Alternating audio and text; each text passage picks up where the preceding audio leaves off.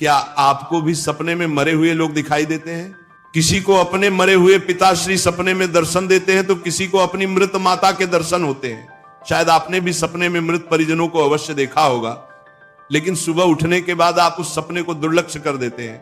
क्या अपने मन में कभी ऐसा विचार आया कि आपको ऐसा सपना क्यों दिखाई दिया? इस सपने का अर्थ क्या हो सकता है?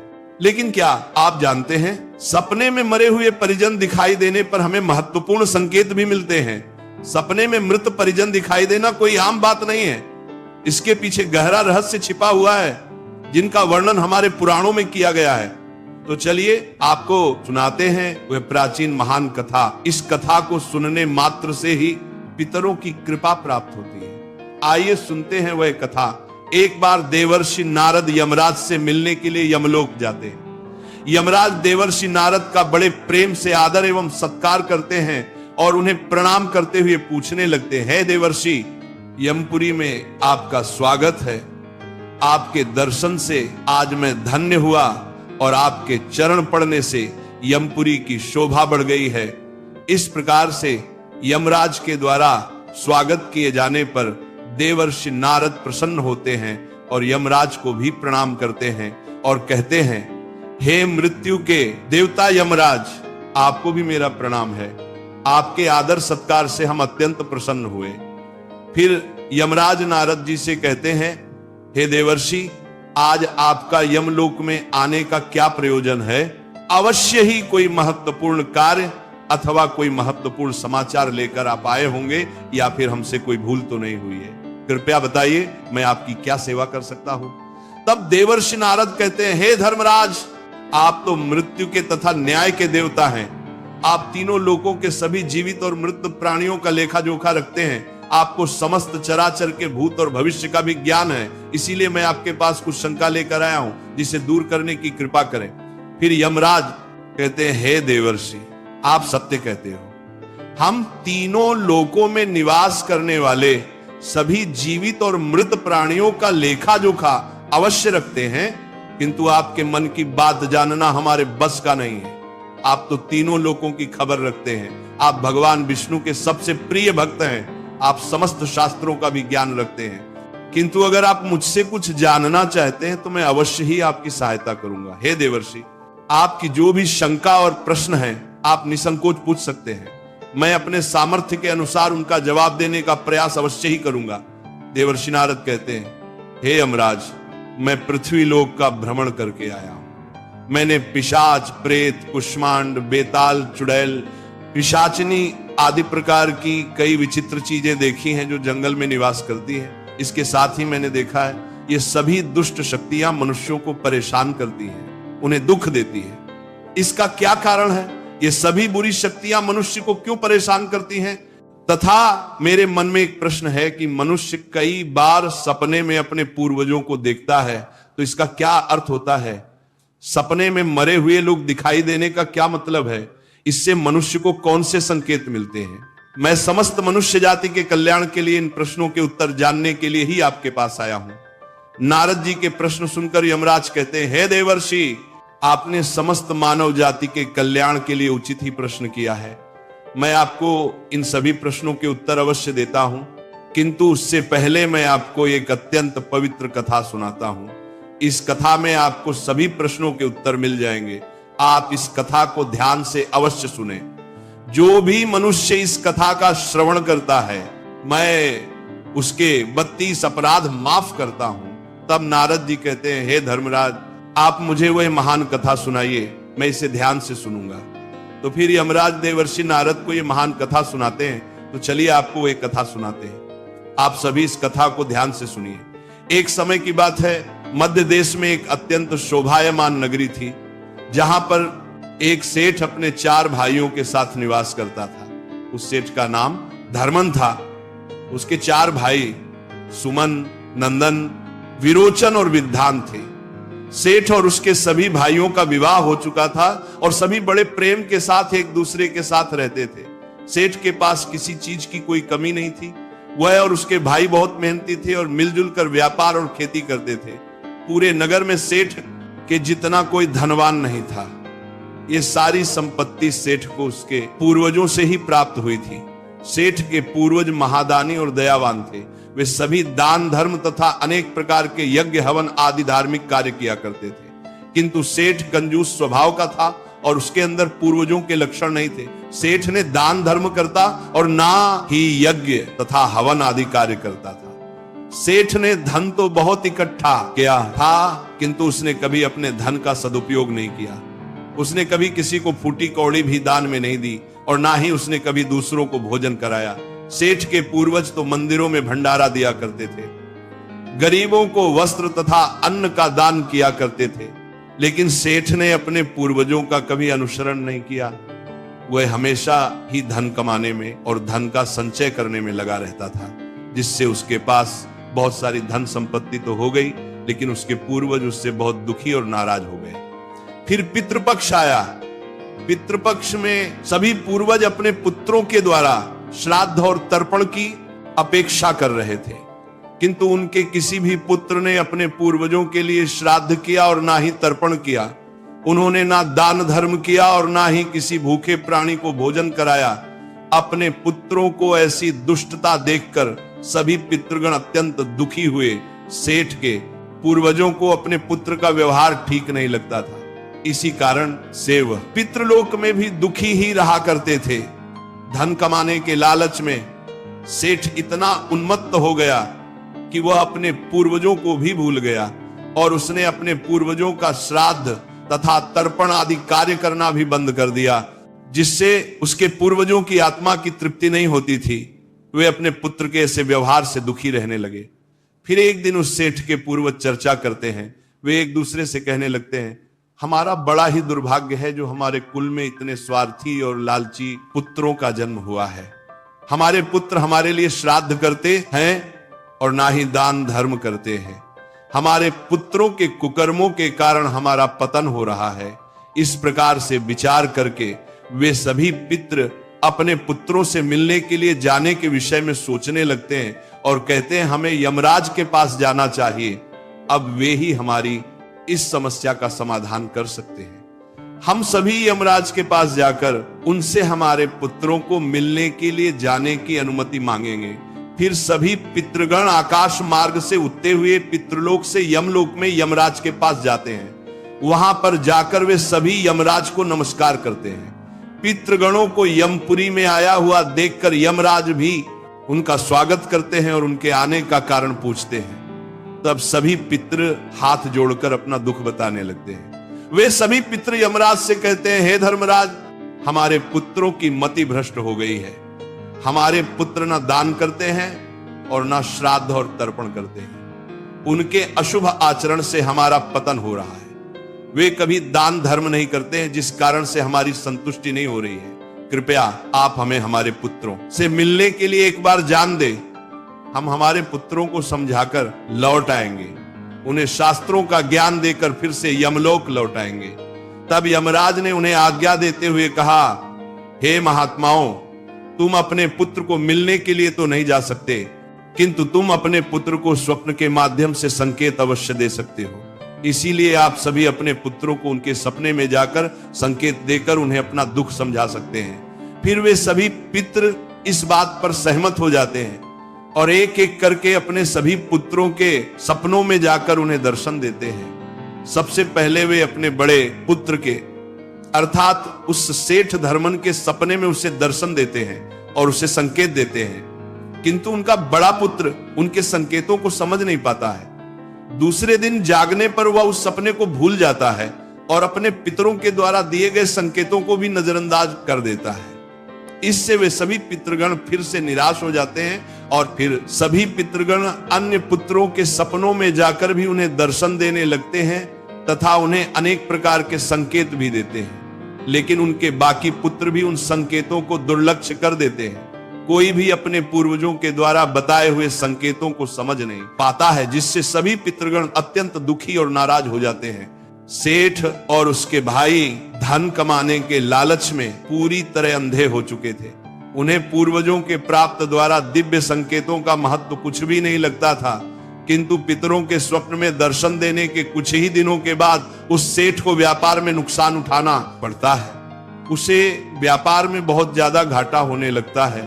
जिससे उसकी सारी धन संपत्ति नष्ट हो जाती है। सभी भाइयों में वाद विवाद और लड़ाई झगड़े होने लगते हैं।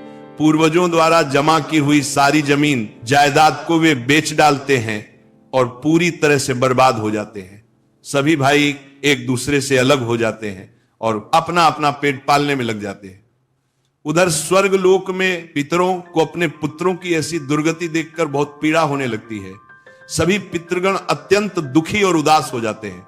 फिर से वे सभी यमराज के पास जाते हैं और कहने लगते हैं, हे धर्मराज, हमसे हमारे पितरों की ऐसी दुर्गति नहीं देखी जाती है। हमारे द्वारा किए गए सभी पुण्य कर्मों को हमारे पुत्रों ने नष्ट कर डाला है। कृपया आप कुछ ऐसा उपाय करें जिससे हमारे पुत्रों को उनकी भूल का पता चल जाए।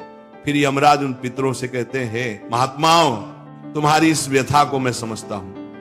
मैं तुम्हारी अवश्य ही सहायता करूंगा। मैं स्वयं तुम्हारे पुत्रों के पास जाकर उन्हें उनकी भूल के बारे में बताता हूं। फिर यमराज अपने भैंसे पर सवार होकर पृथ्वी लोक पर आते हैं और उस सेठ के घर की तरफ जाने लगते हैं। हाय, जब यमराज सेठ के घर के समीप पहुंच जाते हैं तभी वे एक साधु का रूप धारण कर लेते हैं। सबसे पहले वो उस सेठ के घर पर जाते हैं तो वो सेठ अत्यंत बीमार पड़ा हुआ होता है। द्वार पर जाकर यमराज खाने लगते हैं, भिक्षाम देही भिक्षाम देही, क्या घर में कोई है ही मैं तुम्हारे द्वार पर? एक साधु आया है जो बड़े दूर से यात्रा करके आया है, कोई हो तो भिक्षा दो, भिक्षाम देही। द्वार पर आए साधु को देखकर उस सेठ की पत्नी सुनंदा उनका स्वागत करती है और कहती है, पधारिए। हे साधु महाराज, आपका स्वागत है, कहिए मैं आपकी किस प्रकार से सहायता कर सकती हूँ? वे साधु रूपी यमराज कहते हैं, हे देवी, मैं भूखा हूं और यात्रा पर निकला हूं। यदि दान में कुछ भोजन मिल जाए तो बड़ी कृपा होगी। फिर सेठ की पत्नी कहती है, ठीक है साधु महाराज, आप रुकिए, मैं अभी आपके लिए कुछ भोजन लेकर आती हूं। सेठ की पत्नी के चेहरे पर दुख के हाव भाव देखकर वह साधु रूपी यमराज कहने लगते हैं, हे पुत्री, तुम्हारे मुखमंडल पर दुख दिखाई पड़ रहा है। अगर कोई गोपनीय बात ना हो तो मुझे बताओ तुम्हारे दुख का क्या कारण है? वह स्त्री कहती है, हे साधु महाराज, आप सत्य कह रहे हैं। पहले हम बहुत धनवान और समृद्ध थे। मेरे पति और उनके भाई सभी साथ साथ रहते थे, किंतु अचानक ही सभी भाइयों में झगड़ा हो गया। अचानक से हमारा सारा व्यापार दब गया और हम सभी दरिद्र हो गए हैं। ये किस दोष के कारण हुआ है? कृपया आप हमें बताइए। तब साधु कहता है, हे पुत्री, तुम्हारे घर में पितृदोष है, इस कारण से तुम्हारे पति की यह दशा हुई है। तुम्हारे पति के कर्मों के कारण उसके पूर्वज रुष्ट हुए हैं। साधु की बात सुनकर वह सेठ वहां पर आता है और साधु से पूछने लगता है, हे साधु महाराज, कृपया मुझे बताइए, मैंने ऐसा कौन सा पाप किया है जो मेरा सब कुछ बर्बाद हो गया? मेरे भाई भी मुझे छोड़कर चले गए और मैं बीमार पड़ गया। तब वो साधु कहते हैं, हे पुत्र, तुमने अपने पूर्वजों को नाराज किया है। तुम्हारे पूर्वजों ने जो संपत्ति और पुण्य अर्जित किया था उसे तुमने और तुम्हारे भाइयों ने नष्ट कर दिया। इसी कारण से तुम्हारी यह दुर्गति हुई है। तुम लोगों ने अपने पितरों का श्राद्ध नहीं किया, उनका तर्पण नहीं किया। इसी कारण से तुम्हारे सभी पूर्वज तुमसे रुष्ट हो गए हैं। तुम्हारे पूर्वजों ने सपने में आकर तुम्हें कई महत्वपूर्ण संकेत दिए थे, किंतु तुमने उन संकेतों को दुर्लक्ष्य कर दिया और अपने पूर्वजों को अपमानित किया है। यही कारण है कि तुम्हारा सारा वैभव नष्ट हो चुका है। इस प्रकार से उस साधु के द्वारा बताने पर उस सेठ को सब कुछ पता चल जाता है। उसे याद आता है कि उसके सपने में उसके पूर्वजों ने उसे दर्शन दिए थे। वह सेठ उस साधु से कहता है, हे साधु महात्मा, आप सत्य कह रहे हैं। हमारे पूर्वजों ने हमें सपने में दर्शन अवश्य दिए थे, किंतु हम उनके द्वारा दिए गए संकेतों को समझ नहीं पाए। कृपया आप मुझे सपने में पूर्वजों को देखने पर क्या संकेत मिलते हैं, इस बारे में बताइए। फिर वह साधु कहते हैं, हे पुत्र, अब तुम ध्यान से सुनो। मैं तुम्हें सपने में पूर्वज दिखाई देने पर मिलने वाले संकेतों के बारे में बताता हूं। साधु रूपी यमराज कहते हैं, हे पुत्र, यदि पितरों का उद्धार नहीं होता है तो वे प्रेत योनि में ही मृत्यु लोक पर भटक रहे होते हैं। वे भूख प्यास से व्याकुल होकर अपने परिवारजनों के घर में प्रवेश करते हैं। सुनो वत्स, अब मैं तुम्हें उन सभी संकेतों के बारे में बताता हूं जो तुम्हें ध्यान में रखना चाहिए।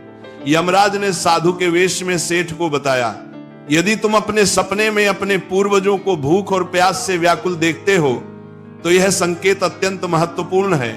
इसका तात्पर्य यह है कि तुम्हारे पितृ अभी भी प्रेत योनि में भटक रहे हैं। इसका कारण यह है कि उनके लिए उचित रूप से श्राद्ध कर्म और तर्पण नहीं किया गया है। वे अब भी अपने परिवार से आहार और जल की प्रतीक्षा कर रहे हैं। यह स्थिति तब उत्पन्न होती है जब पूर्वजों का तर्पण समय पर नहीं किया जाता या जब श्राद्ध की प्रक्रिया को पूरी श्रद्धा से नहीं निभाया जाता। तुम्हारे पूर्वज स्वप्न के माध्यम से अपनी पीड़ा व्यक्त कर रहे हैं ताकि तुम उनकी स्थिति को समझो और उनके लिए आवश्यक धार्मिक अनुष्ठान कर सको।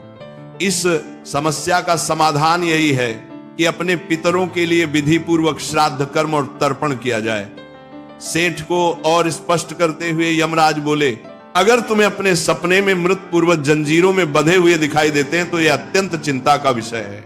यह संकेत इस बात का प्रतीक है कि तुम्हारे पितृ किसी बंधन में हैं और उन्हें मुक्ति नहीं मिल पाई। यह स्थिति तब उत्पन्न होती है जब उनके श्राद्ध या तर्पण समय पर नहीं किए जाते या उनके लिए आवश्यक धार्मिक कृत्य अधूरे रहते हैं। यह दर्शाता है कि पितरों की मुक्ति में बाधाएं उत्पन्न हो रही हैं। इस समस्या का समाधान भी यही है कि तुम दान, श्राद्ध और तर्पण का आयोजन करो ताकि पितरों की आत्मा को शांति मिल सके और वे अपने बंधनों से मुक्त हो सके। यमराज ने गंभीरता से कहा, अगर तुम्हारे पूर्वज सपने में मैले और फटे पुराने वस्त्र पहने हुए दिखाई दें तो यह अत्यंत अशुभ संकेत है। यह इस बात का प्रतीक है कि तुम्हारे पितृ अत्यधिक दुखी और पीड़ित हैं। वे प्रेत योनि में भटक रहे हैं और उनकी आत्मा को शांति प्राप्त नहीं हो पा रही है। यह तब होता है जब उनके लिए श्राद्ध कर्म, तर्पण और पिंडदान नहीं किया जाता। इसलिए जब भी इस प्रकार का सपना आए, अपने पूर्वजों की आत्मा की शांति के लिए तुरंत पिंडदान और तर्पण करना अनिवार्य होता है। सेठ से बात करते हुए यमराज ने समझाया, अगर तुम्हारे पूर्वज सपने में तुमसे कुछ मांगते हुए दिखाई दें तो यह इस बात का संकेत है कि उनकी कोई अधूरी इच्छा बाकी रह गई है। उनके जीवन काल की कोई अभिलाषा अधूरी रह गई थी जो उन्हें मुक्ति प्राप्त करने में बाधा डाल रही है। ऐसे सपनों में यह देखना महत्वपूर्ण है कि वे किस प्रकार की वस्तु की मांग कर रहे हैं। तुम्हें उसे वस्तु या उसकी समरूप चीज का दान करना चाहिए ताकि उनके अधूरे कार्य पूर्ण हो सके और उनकी आत्मा को शांति प्राप्त हो सके। जब उनकी इच्छाएं पूरी हो जाती हैं तो वे प्रेत योनि से मुक्ति पा लेते हैं। यमराज ने सेठ की ओर देखते हुए कहा, यदि सपने में तुम्हारे पूर्वज तुम्हारे सर पर हाथ फेरते हुए दिखाई दें तो यह अत्यंत शुभ संकेत होता है। इसका अर्थ यह है कि तुम्हारे पूर्वज तुमसे अत्यधिक प्रसन्न हैं और तुम्हें अपना आशीर्वाद दे रहे हैं। ऐसे सपने इस बात का प्रतीक होते हैं कि तुम्हारे जीवन में कुछ अच्छा होने वाला है और तुम्हारे पूर्वज सदैव तुम्हारे साथ रहकर तुम्हारी रक्षा कर रहे हैं। यह संकेत तुम्हारे पितरों की प्रसन्नता का प्रतीक है जो उनके आशीर्वाद के रूप में प्रकट हो रहा है।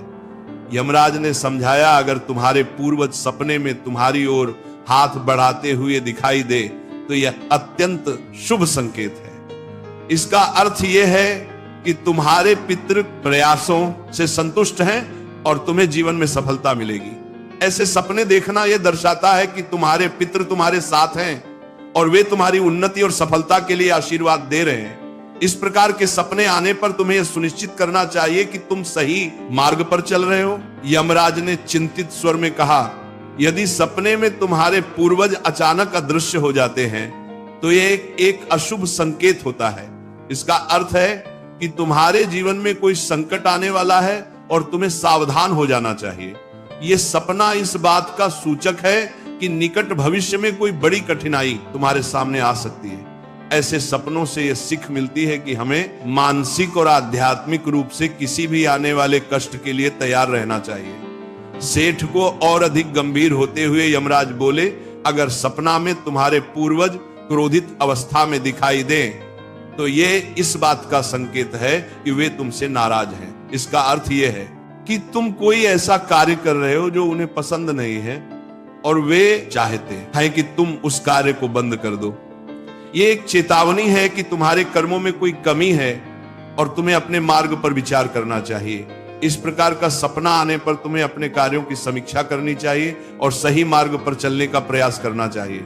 यमराज ने दुख भरे स्वर में कहा, अगर तुम अपने सपने में अपने पूर्वजों को रोते हुए देखो तो ये अत्यंत अशुभ संकेत है। ये इस बात का प्रतीक है कि तुम्हारे जीवन में कोई बड़ा संकट आने वाला है और तुम्हारे पूर्वज उस संकट से बहुत दुखी हैं। ये सपना इस बात की चेतावनी देते हैं कि तुम्हें सतर्क हो जाना चाहिए और ईश्वर की भक्ति में मन लगाना चाहिए ताकि संकट से तुम्हारी रक्षा हो सके। यमराज मुस्कुराते हुए बोले, यदि सपने में तुम्हारे पूर्वज स्वस्थ, प्रसन्न और तेजस्वी दिखाई दे तो यह अत्यंत शुभ संकेत है। इसका अर्थ है कि तुम्हारे पितरों को मुक्ति मिल चुकी है और वह तुमसे प्रसन्न है। ऐसे सपने इस बात का संकेत होते हैं कि तुम्हारे पितृ तुम्हें आशीर्वाद दे रहे हैं और तुम्हारे जीवन में सुख, शांति और समृद्धि आने वाली है। यह संकेत यह दर्शाता है कि तुम सही मार्ग पर हो और तुम्हारे पूर्वज तुम्हारी प्रगति से संतुष्ट हैं। यमराज ने चेतावनी भरे स्वर में कहा, अगर पितृपक्ष के दौरान तुम्हें सपने में घोड़ा, हाथी, बैल या कोई विपरीत मनुष्य दिखाई दे तो ये इस बात का संकेत है कि तुम्हारे पितरों की मुक्ति नहीं हुई है और वे अभी प्रेत योनि में भटक रहे हैं। ये इस बात का भी संकेत है कि वे तुमसे अत्यंत दुखी हैं। ऐसे संकेत मिलने पर तुम्हें तुरंत पितरों की संतुष्टि के लिए दान और श्राद्ध करना चाहिए ताकि उनकी आत्मा को शांति मिल सके। अंत में यमराज बोले, यदि तुम्हें सपने में कोई जानवर जैसे कुत्ता, बैल, गाय या अन्य पशु मनुष्य की तरह बात करते हुए दिखाई दे तो यह अत्यंत विचलित करने वाला संकेत है। इसका अर्थ यह है कि तुम्हारे पितरों की आत्मा को शांति नहीं मिल रही है। ये इस बात का संकेत है कि तुमने उनके लिए आवश्यक धार्मिक कृत्य अधूरे छोड़े हैं। इस स्थिति में तुम्हें तर्पण, पिंडदान या अन्य धार्मिक अनुष्ठान करके अपने पितरों की आत्मा की शांति के लिए प्रार्थना करनी चाहिए।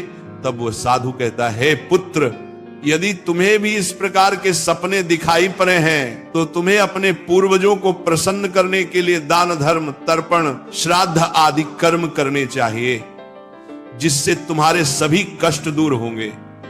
उस साधु की बात सुनकर उस सेठ को अपनी गलती का एहसास हो जाता है और वह तुरंत ही अपने भाइयों के पास जाता है और उन्हें साधु के द्वारा बताई हुई बात बता देता है। फिर सभी भाइयों को समझ बनने में आ जाता है कि उनके पूर्वज उन्हें सपने में आकर संकेत दे रहे थे। फिर वे सभी भाई मिलकर नदी के तट पर जाते हैं और अपने पूर्वजों के लिए श्राद्ध, तर्पण, दान, धर्म आदि कार्य करते हैं और अपने पितरों को संतुष्ट करते हैं। फिर एक दिन उनके पूर्वज उनके सपने में आकर उन्हें दर्शन देते हैं और उन्हें नाना प्रकार के संकेत देते हैं। वे सभी संकेत शुभ होते हैं, अपने पितरों के द्वारा शुभ संकेत प्राप्त होने पर उन सभी भाइयों का जीवन खुशियों से भर जाता है। उनके सभी रोग और दोष समाप्त होते हैं। वे फिर एकजुट होकर रहने लगते हैं और खूब तरक्की करते हैं। यमराज नारद जी से कहते हैं, हे देवर्षि, जब मनुष्य के पूर्वज संतुष्ट हो जाते हैं तब मनुष्यों को अनेक प्रकार के संकेत प्राप्त होते हैं। अब मैं तुम्हें उन शुभ संकेतों के विषय में बताता हूं। यदि सपने में मृत परिजन सिर पर हाथ फिराते हुए दिखाई देते हैं, इस सपने का अर्थ यह है कि वे बहुत अधिक प्रसन्न हैं। पूर्वज ये संकेत दे रहे हैं कि उस मनुष्य के जीवन में कुछ बहुत ही अच्छा होने वाला है। यदि पूर्वज मनुष्य की ओर हाथ बढ़ाते हुए दिखाई देते हैं तो पूर्वज यह संकेत दे रहे हैं कि मनुष्य जो भी काम कर रहे हैं उससे वे संतुष्ट हैं और उसे उस कार्य में अवश्य ही सफलता प्राप्त होगी। यदि सपने में पूर्वज स्वस्थ दिखाई देते हैं, उनके मुखमंडल पर तेज दिखाई देता है और उनके वस्त्र चमकीले और सफेद रंग के होते हैं तो उन पितरों को मुक्ति मिल चुकी है, ऐसा समझना चाहिए। अगर सपने में पूर्वज दूर आकाश में बादलों पर बैठे हुए दिखाई देते हैं तो यह शुभ संकेत है। मनुष्य के पूर्वज अत्यंत प्रसन्न है और उसे आशीर्वाद दे रहे हैं। इस प्रकार से उन सभी भाइयों को पूर्वजों के द्वारा शुभ संकेत प्राप्त होते हैं और उनका खोया हुआ सारा धन और संपत्ति उन्हें वापस मिल जाते हैं और सभी भाई मिलजुल कर एक साथ रहने लगते हैं और सुखपूर्वक 100 वर्षों तक जीवन व्यतीत करके दिव्य विमान में बैठकर पितृलोक चले जाते हैं। तो इस प्रकार से यमराज ने देवर्षि नारद को पितरों के द्वारा मिलने वाले संकेत बताए हैं।